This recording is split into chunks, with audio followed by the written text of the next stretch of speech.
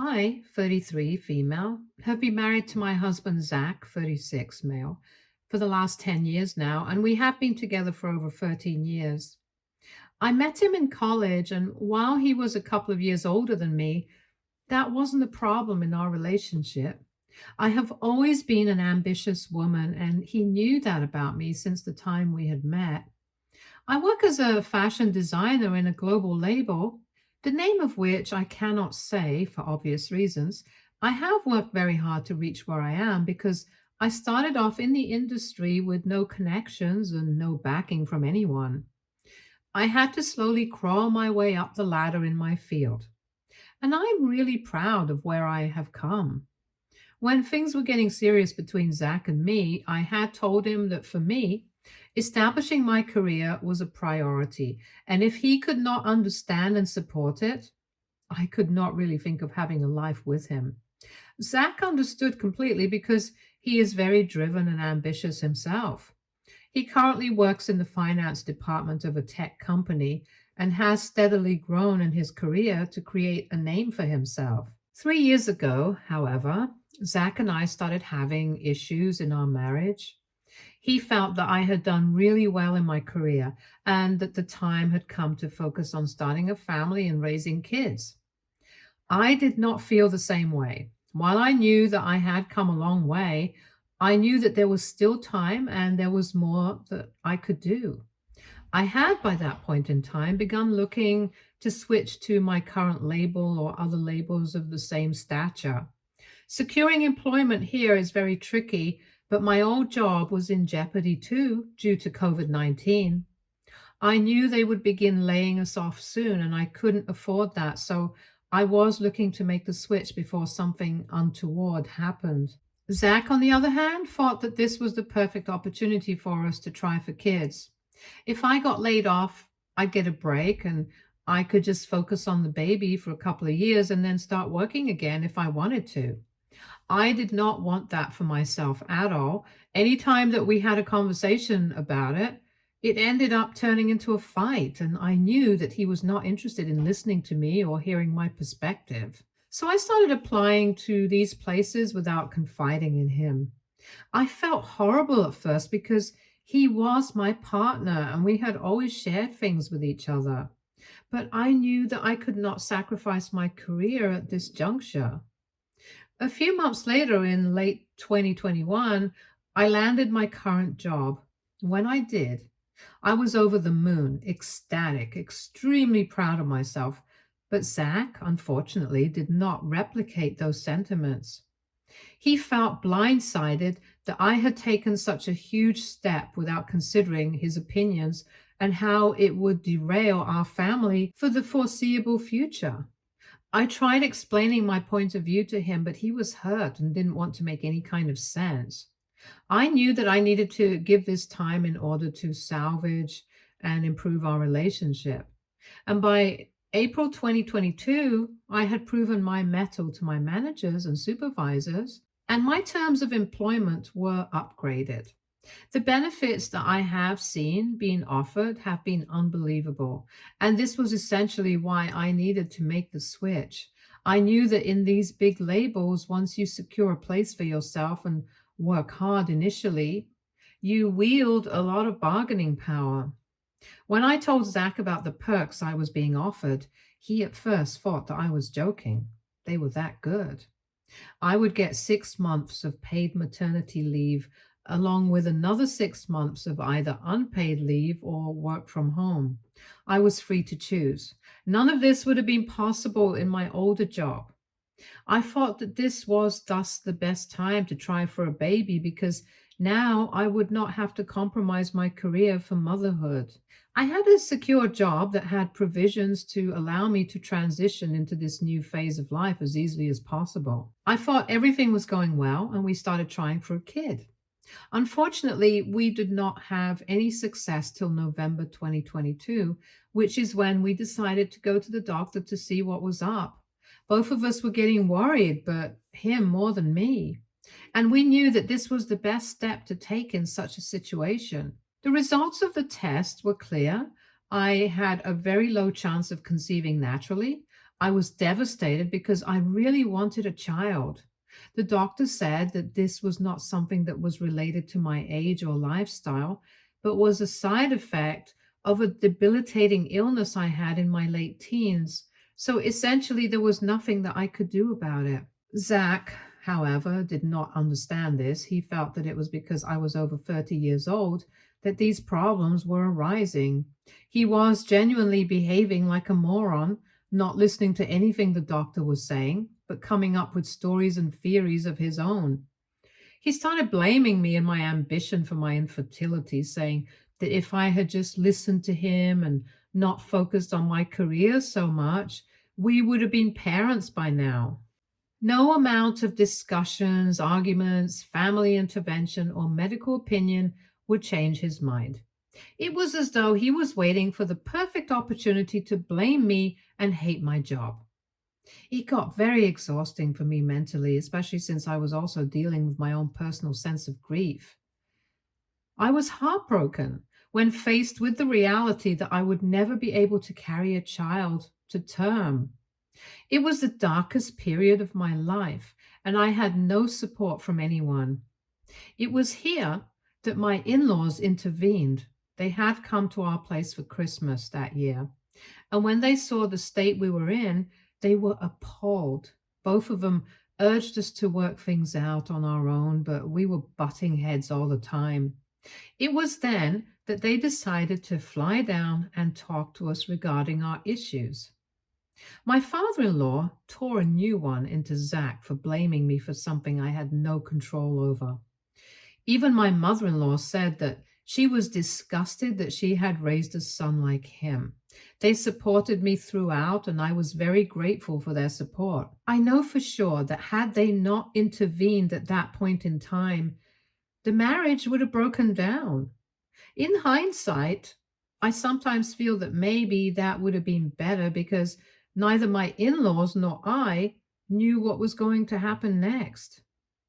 After a lot of back and forth, fights, tears, and things got better between Zach and me, it was hard to accept the fact that I would not be able to conceive. But I was slowly and gradually coming to terms with that information. After a few weeks, I asked Zach if he would be okay with adoption because at the end of the day, we wanted to be parents and there were too many children in the world who needed this. I had no issues with loving or raising a child that isn't my own biologically, but I also knew that it was not necessarily that Zach would also think this way. Even when we were dating, I remember we were discussing parenthood once, and I had asked once whether he would be open to adoption in the future. He seemed so amused at the proposition at the time, as though I had said the most bizarre thing ever. He laughed at me and said that he never thought about these things because he knew that such a situation would never arise. I pressed him a little, but I saw that he was getting annoyed, so I dropped it, and the topic never came up later. So I approached him with a lot of hesitation, but I knew that this was an important conversation, and now was the correct time to have it. I broached the topic very gently, just beating about the bush at first, but he caught on soon enough. Before I could even mention adoption from my side, he blankly said that he would not raise anyone else's kid. So adoption was off the table completely. He said it as though it was final and there would be no discussion about it. I tried to press it further because I wanted to open all options to make this possible for us, but he was adamant about his stance. He just would not listen to anything that I was trying to say. I was exhausted and I asked him, what other option did we have? He said I could either go for fertility treatments, which he made abundantly clear was what he wanted, and if not that, then we could go for surrogacy. I made it clear in no uncertain terms that I would not be taking fertility treatments. I know a lot of women who do, and I know the kind of torture they have to put their bodies through in order to make it possible. Spending all that money, harming my body in the process, only to have a kid that was mine, did not make sense to me. Both of us, therefore, had completely vetoed each other's first options. Mine was adoption, which he was not okay with at all, and his was fertility treatments, even the idea of which I did not want to entertain. The common ground that was somewhat acceptable to both of us was surrogacy. Neither of us had thought of it as our preferred option, and there was a lot of back and forth in trying to convince the other person to relent and choose either option or fertility treatments. But we were both stubborn and didn't want to budge, so ultimately we decided on surrogacy. Luckily for us, we found a willing surrogate very soon. It was his coworker, Sarah, 27, female. He was the one who suggested her to me and said that she would be more than happy to do it if we were a match. I was relieved that we didn't have to look so hard to find a surrogate, but I should have known. I don't know why my instincts did not kick in because they generally do. I should have known that something was wrong, and it could not be a mere coincidence that she was ready and willing to be a surrogate in a jiffy. None of these suspicions arose at that time. I was just grateful that the first part of the entire process was sorted, and now we just had to go deal with the doctors. She went through some tests and some intense doctor's appointments, but the doctors seemed positive. She was young, fertile, and they said that she had a very good chance of carrying the pregnancy to term. The samples had been collected and stored beforehand, so it was just a part of implantation that remained. Once all of this and the paperwork were done, the doctors gave us an appointment for the big day. Both Zach and I were so excited and anxious the entire time. I felt like a little girl on her way to write an exam. Sarah looked tense too, but she put up a brave front for us. Once the implantation was done, we were asked to come again in 2 to 3 weeks to see if the implantation had been successful. They gave a to-do list to Sarah, the main point of which was for her to not take stress, which seemed ironic, but it is what it is. The next few days went by in a blur. We were in constant touch with Sarah, and I now feel maybe we became a little overbearing. Zach and I went over to her house once every day to check up on her. We found out that the implantation had been a success on the day of the follow-up, and I think that was the happiest day of my life. It was as though any worries or regrets that I had just melted away. Zach and I were worried about the baby during the first trimester, so we didn't announce to anyone what was happening. We had planned that we would make the announcement in the fourth or the fifth month, and not before that. The first few weeks after we got news of the success were great. Both Zach and I were in touch with Sarah and helped her out with any medical issue that she was facing. Things started going downhill by the 1.5 month mark. Sarah's morning sickness got really aggravated and she had to call in sick to work because it was so unmanageable. The doctors prescribed some very mild medicines, but essentially told her that she had to toughen it out as this was normal and would probably last the entire trimester, if not more. It was during this time that I got injured too. It was a fracture in my right wrist, and I needed help with a lot of things around the house. Zach's attention was divided. For the first couple of days, I didn't bat an eye as I was unable to check up on Sarah because of my injury.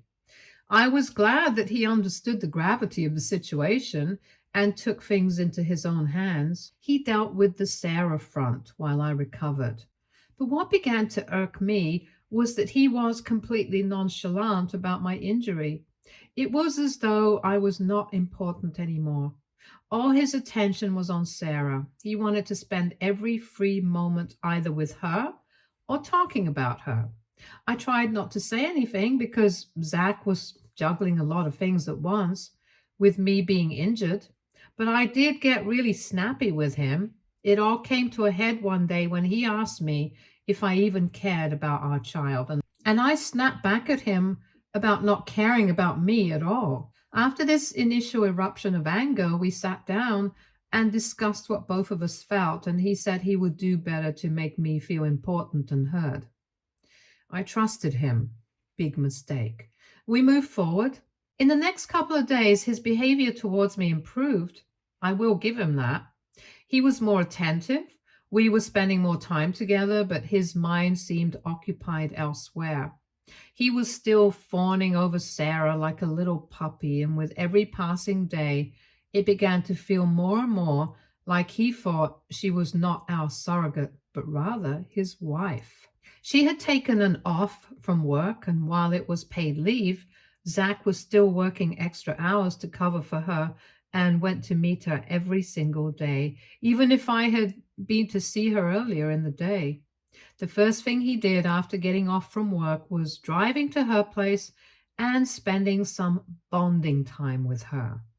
This is how he described it. He was bonding with her, not the surrogate. He came back, changed, ate, and went to sleep.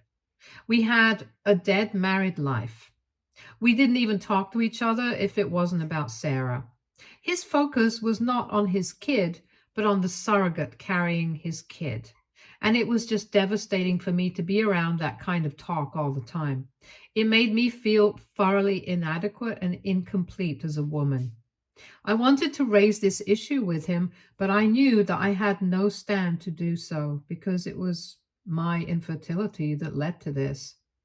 We needed a surrogate because I couldn't naturally have children, and at the end of the day, Sarah was helping us out at the cost of her health and life.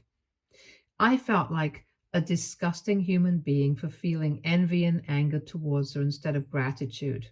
The entire situation was just driving me off the rails to the point that I had begun contemplating whether surrogacy was even a good option at all. Instead of bringing us closer, it had driven a wedge between Zack and me, and that was not something that I had anticipated at all.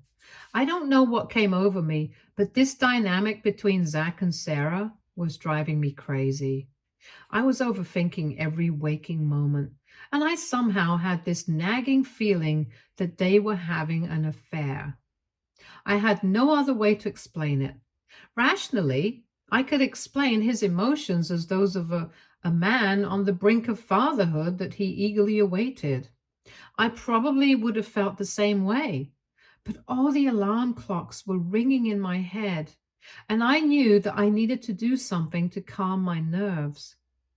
By the time I had decided to snoop through his stuff in order to find something that either confirmed my suspicions or assuaged them, Sarah was over 5 months pregnant. While Zach's entire focus was on Sarah and her pregnancy, my entire focus was on trying to find out what was up between them. I admit that at that time I was not the best partner to my husband or the best support system for Sarah, but in my defense, I was too muddled in my own head to take care of them. And to all those who are going to pounce on me in the comments saying that I should have just spoken to my husband, I tried. Not once, but multiple times, but his behavior never changed. And that was what made me feel worse. That despite me expressing my feelings, he had no regard for them at all. So whenever I had time, I used to check his phone and chat. He actually has two numbers, so it took me a while to scan everything. I didn't find anything either in text or on his Instagram. The texts and DMs were mostly just her informing him of anything that was up with her and him checking up on her. It was a little too safe for work. In some places, it did feel like chunks of the conversation had been deleted because there was no flow in the chat, but I couldn't be sure. I felt a little guilty after all this snooping because I did not end up finding anything even remotely fishy. Nevertheless, I was not satisfied. I then decided to check his emails.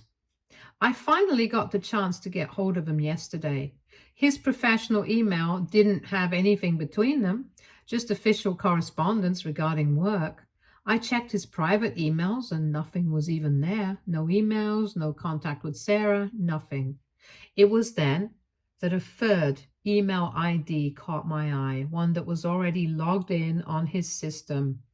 I quickly opened that and it had mails with just one other email ID dating back to 2022.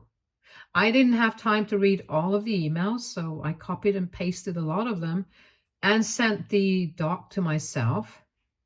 I felt that I would get caught snooping and it would ruin this one chance I had of confirming my doubts. Thankfully, I had luck on my side and I was able to copy the entire exchange with Zack waking up. I could not sleep a wink the entire night. I wanted to read every single mail that was there aloud for him to hear, but I knew I had to be smart about it, not impulsive. I decided to wait until he left for work the next day and then read the emails. What I found shook me to the core. It made me want to fire bullets in his chest. He was not just cheating on me emotionally and physically, but he was also planning on defrauding me. It took me hours to go through all the emails. So basically, what I found was that he and Sarah had been having an affair since early 2022. Nobody in their office knew about it. It started with him talking to her about our problems, and she would listen to him and validate him. Gradually, it developed into something more. Intimate, sleazy texts and images, verbal abuse, sarcasm directed towards me, and all that jazz. It was horrifying to read. Something broke inside me when I read all this. It felt as though everything that I had built over the years had come crashing down on my face, and I couldn't do anything about it. I gathered some courage and read more. So basically, Sarah could never have children of her own, in the sense that there was some problem with her eggs, and she was the typical woman Zack would like to have as the mother of his kids. So they hatched a plan together. The plan was that they would somehow get me to agree to surrogacy, and Sarah would step in as the savior. Jack had convinced Sarah that once the baby was born, it would be in the best interest of their family that Sarah quit her job and become a stay-at-home mom. The only way they would have been able to afford a luxurious life with only one income and a family of three would be if they somehow roped me in. The plan was that right before the baby's birth, Zack would start picking fights with me, and he would ultimately lead us to divorce. He would then press the courts for primary custody because even though I was the biological mother, he was willing to raise the child with the surrogate. I would then have to pay hefty child support payments till the child turned 18, which I could afford given my job. They would then mooch off of these payments and live their picture-perfect life together. All of this was detailed in its entirety in those emails. At first, I didn't even feel the hurt. I just felt shocked and numb. My brain could not process the months of meticulous planning. If they were so happy together, if he didn't want to be with me, he could have done the respectable thing and told me. I had been living in a sham of a marriage for the last 2 years, working through issues, letting my self-esteem be crushed, all for him to be able to have an affair and a baby. My baby with another woman. Every single ounce of love that I felt for him just vanished in an instant. I could only feel rage and disgust in every fiber of my being. I knew that I had to do something and I needed to do it fast. I needed to get my ducks in a row and get myself and my kid out of this mess. And that too, as soon as possible. I called my lawyer friend, Stacy, and told her that I needed to stay with her for a few days and sort things out. I then sent a text to Zack saying that Stacy was sick and needed someone to help, so I'd be going over to her house so that I wouldn't be disturbed. I don't know where I stand legally in this mess, but I know I'm not going to give up or back down. Update 1. Stacy and I had a long chat. She cannot fathom that all this had been going on for 2 years and I didn't get a clue. I told her that I had no reason to distrust him. Despite the fact that we were having our fair share of troubles, I had never anticipated that the man I'd been with for 13 years would do something like this and betray my trust completely. The good thing is that we are sure of the next legal steps that we have to take, and she says she is positive that I'm going to win this one. However, she says that everything needs to happen before the delivery and that we will have to make the entire scheme and therefore their little affair public. Because if that is not done, I don't stand a chance in the courts. The other way is that I wait it out and wait for Zach to start the divorce and then try to get primary custody, but that seems unlikely. And to be very honest, Zach does not deserve this grace. He deserves all the mudslinging that he's going to get for ruining my life like this. And I can't wait to expose him and Sarah everywhere, in the courts, in the family, and most importantly, in their workplace. That is the only way that I can get my revenge. Update 2. It has been a total 3 days since I read his emails. After spending a day with Stacy, I went back home for 1 day and packed all my important stuff while he was at work. I didn't want to give him even a split second to think that I knew or that I was planning something, so I decided to stay with Zach that day and try to behave as normally as possible. Stacy, meanwhile, was getting the divorce papers in order. Today, right after Zach went to work, I took all my stuff and went to Stacy's house. She had by then sent the divorce papers to his office and a notice to his boss saying that 2 of his employees are going to be involved in a long drawn legal suit on grounds of adultery and fraud. This was only meant to make the management aware of the cute little affair between my soon to be ex husband and his witch of a partner. It did have the desired effect because Zach had been trying to contact me through all means possible. He has tried calling, voicemails, texting, and using his friends' colleagues' phones to call. Stacy has advised me to not receive any unknown calls on my phone, and if I do, I need to record it because anything that he says from this point onwards can be considered as evidence. His messages in themselves are very incriminating. He has had a total outburst in my chat and is alternating between begging me to come back to make things right or calling me every name under the sun. Surprisingly, Sarah hasn't called me or tried to get in touch yet, though I am sure that Zach would have informed her of the recent developments that are going to shake her world.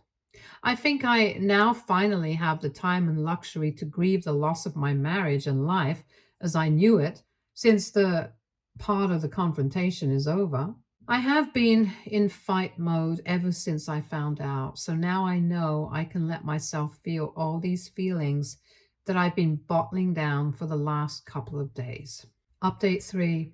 It has been a month since I served divorce papers to Zach, and things are looking good at my end, if I may say so myself. I have moved in with Stacy in her extra bedroom for the time being, but I will finalize my lease for the new apartment by the end of the week. It's a 2-bedroom apartment in a reasonably decent part of town and fits in my budget really well. Zach has been fired from his job, which was what Stacy intended with that information leaked to his boss. Now that he has no source of income, Sarah and he cannot claim custody of the child when it's born.